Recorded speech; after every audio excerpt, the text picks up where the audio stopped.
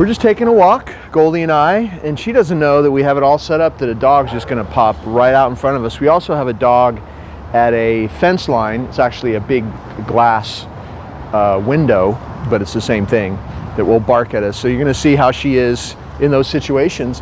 And right now we're just on free time. We're just taking a leisurely walk. All I'm doing when she's on free time is just keeping the leash loose, because if you let her pull or you try to control, or you're like this, or any of that kind of stuff, a tight leash is gonna make her very nervous and overexcited, and you'll start to have more of the issues that you used to have.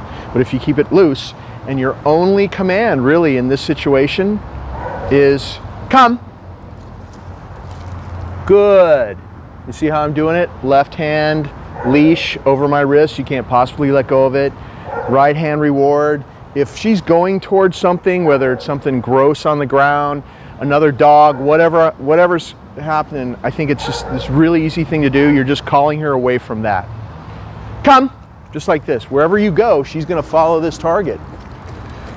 Good, and if you try to pet her at the same time, you don't have to all the time, but that's the ideal way to do it, is pet her, give her the treat, everything happens at once. Come, good. She's just in the back of her mind always waiting for you to call her to come, and we always call her to come to us when she's looking away, at least when she's looking away. Like, can you see her now? So she's sniffing something, come. Good. Even when you're on a walk, there's no distractions, just to practice it. Just periodically do that to keep her up to snuff with her recall capabilities.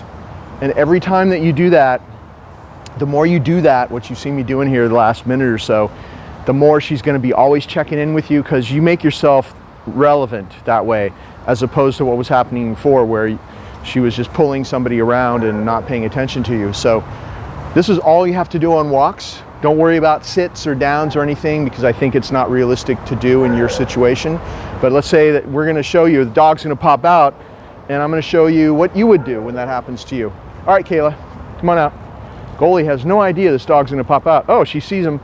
I say, come. Call Goldie away.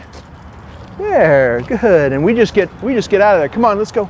Come on. Yeah, so fine. So why don't you go over there so Bobby Sue can see both of us. And if she's coming this way, why don't you come there now?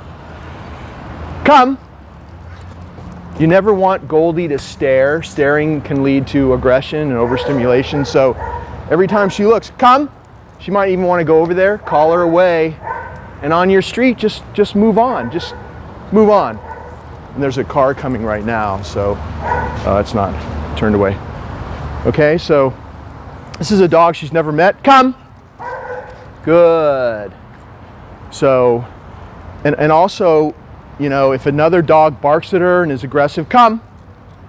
Good. She's going to be overexcited. So you really want to be very on the ball with dogs that are barking at her. You just want to get her out of there, because of course that'll trigger her to be more that way as well.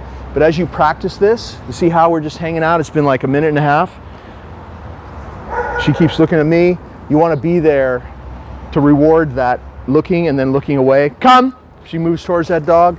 Good. You call her back to you.